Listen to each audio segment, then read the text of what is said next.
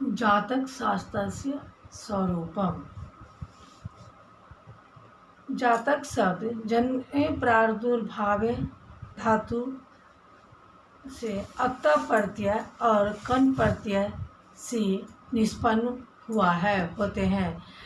इस शब्द का अर्थ होता है गृहीत जन्मा प्राणी। कालांतर में यह नवजाति शिशु रूप अर्थ में प्रयुक्त होता है। गृहीत जन्म प्राणी जन्म काल के आधार से ग्रह नक्षत्र तिथि राशि के अनुकूल फल विवेचन होता है। इस शास्त्र में इसका वर्णन है और इसे जातक शास्त्र कहते हैं।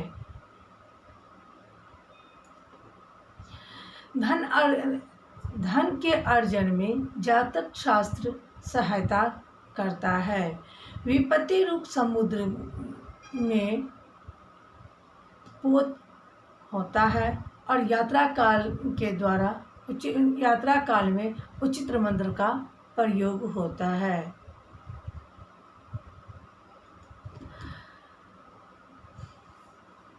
अपना भाग्य अपने आप जान सकते हैं।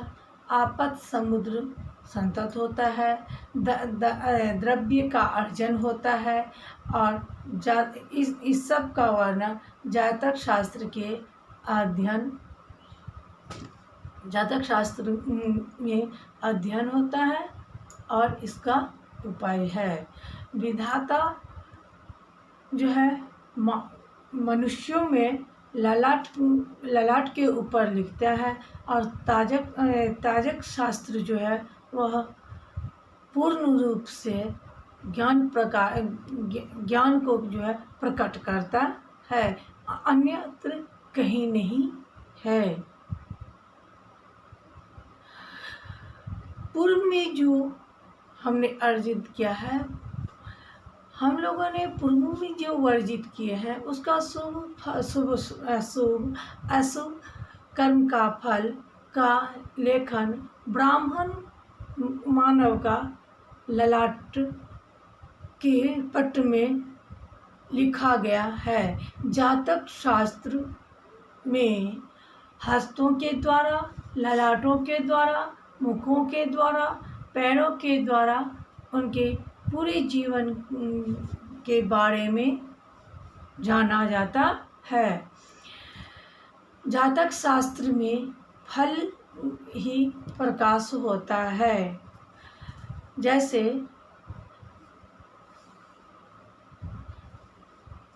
तमसी स्थिति घटाधिकं दीपकेन प्रकाश्यते। जैसे घट आदि में तमसी स्थित दीप प्रकाश होते हैं, उसी प्रकार से जातक शास्त्र से फल की प्राप्ति होती है। शुभ और अशुभ कर्म के फल के बारे में ब्राह्मण मानव के ललाट पट पर लिखा हुआ है।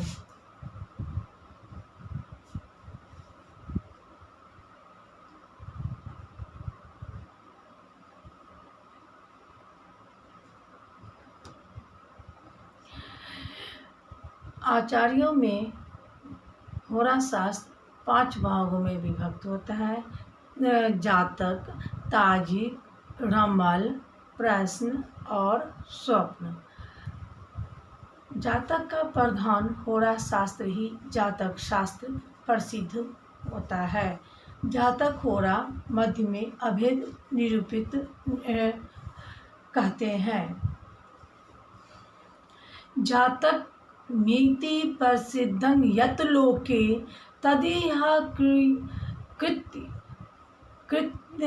कृत्यते होराः अथवा दैव विमर्श अनपर्याय खलवयं शब्दः। इस लोक में यानी इस संसार में प्रसिद्ध जातक शास्त्र जो है वह होरा शास्त्र है। होरा शब्द भाग्य विचार का पर्यायवाची शब्द ग्रह होता है, जहाँ जन्म काल, नक्षत्र, ग्रह, तिथि, राशियों के नाम से आधारित फल विवेचन होता है, वो जातक कहलाता है। आकाशों में पिंड, घट, भूमि, जन सब के बारे में के संबंध में जो कहा गया है वही जातक शास्त्र कहलाता है। बीच में जो दो अविच्छेद संबंध होते हैं, इन सब के बारे में भी वर्णित किया गया है। ग्रह व्याप्त मिदं सर्वं त्रैलोक्यं स चराचरम। ग्रहाणाम अनुकूलता, ग्रहों में अनुकूल प्रतिकूल से संबंध मनुष्य जन का अनुकूल प्रतिकूल घटित होता है, विघटित होता है। आकाश में ये तारक देखते हैं तो दूर से सम प्रकृति भी दिखते हैं। इन सबों के आभ्यंतर भाग में छोटा छोटा अंतर दिखाई देता है। बहुत सारे अंत अपर ज्योतिर्विहीन चलायमान होता है, चल और अचल स्थिरा होती है। ये स्थिर होते हैं, बहते हैं, मगर वे नक्षत्र संज्ञा अभिष्ट प्रदान करते हैं। नक्षत्र जो होते हैं वो चलायमान होते हैं, स्थिर नहीं होते हैं। तो तारा जो है वह एक जगह पर स्थिर नहीं होता है, वो चलते रहते हैं। तो वह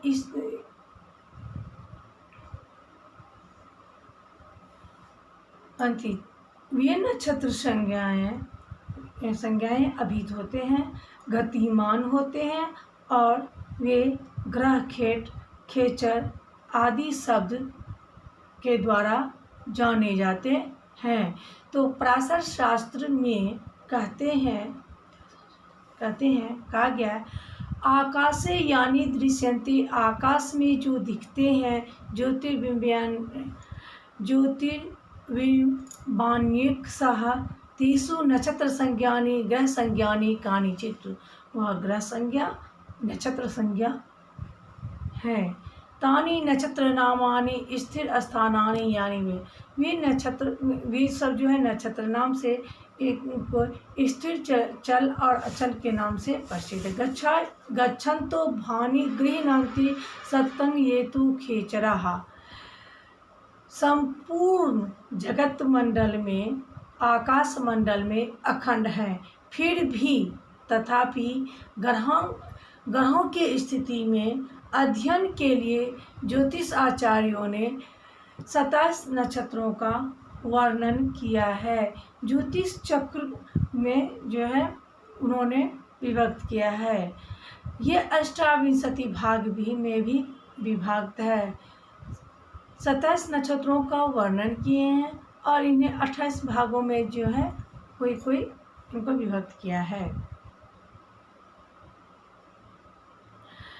प्रत्येक भाग को अपने प्रकृति के अनुसार विभक्त किया गया है। 27 नक्षत्र होते हैं, उन्हें अपने स्वरूप के अनुसार उन्हें विभक्त प्रदान किया गया, उन्हें आहूत किया गया है, उन्हें कहा गया है। वे नक्षत्र कहलाते हैं। निर्यन मान से उत्तर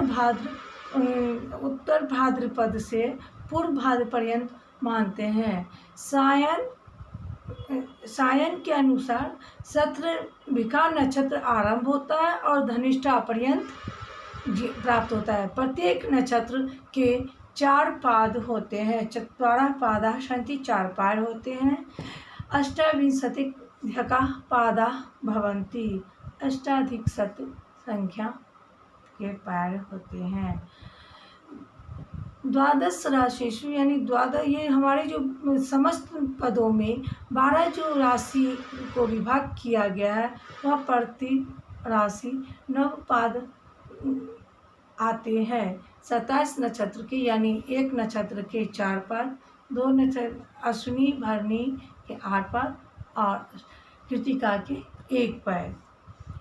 निर्यमान द्वादश राशि मीनता कुंभ पर्यंत पढ़ने के लिए हमारे जो 12 राशि हैं यानी एक राशि में 9 पाद होते हैं और एक अश्विनी के 4, भरणी के 4 और कृतिका के 1 पैर।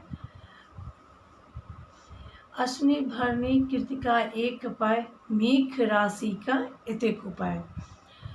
सायन के अनुसार जो कुंभ मकर की जो गणना होती है वह मेघ अश्विनी के 4, भरणी के 4 और कृतिका के 1 पाद होते हैं और वो मेघ राशि के अंतर्गत आते हैं। उनके ऊपर जातक शास्त्र में नक्षत्र राशि ग्रहों में स्व वर्ण जाति लिंग समुक्तानि भांति यानी नक्षत्रों के और राशियों के अपने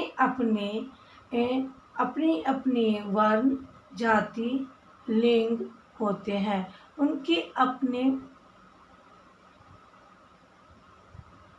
अपने अधिपति होते हैं, उनके अपने स्वामी होते हैं, उनके अपने लिंग होते हैं, उनके अपने सब कुछ अपने ही होते हैं जो प्रकृतियों के द्वारा बनाया गया है।